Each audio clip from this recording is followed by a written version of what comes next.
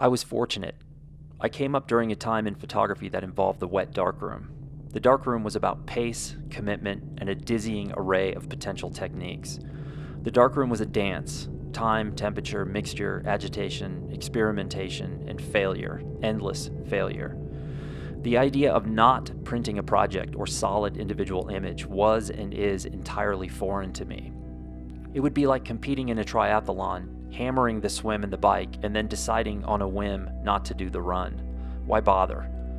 Print takes on many forms for me now outside of the wet darkroom, because although I do have access to a darkroom, my health dictates I don't spend time around chemistry. But everything I do, from the random to the long-term project, is destined for print, both books and magazines as well as individual prints for the wall. Print forces me to apply critical thought and to commit.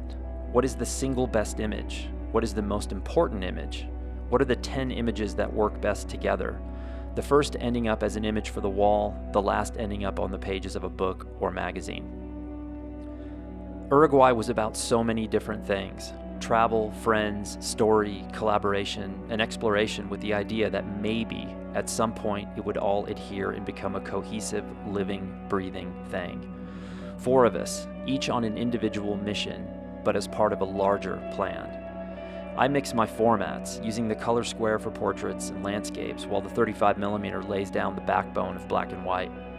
At some point, no matter how hard I try to avoid doing so, I begin asking myself, what is the single most representative image? Doing so can hurt. It can really hurt. You begin to see the gaps in your work, the almost images, or the seconds just behind where the real image lived, existing only for a fraction of a second that you weren't good enough to record. But with enough time, things become clear. They become narrow and they become the few. And then the few becomes the one.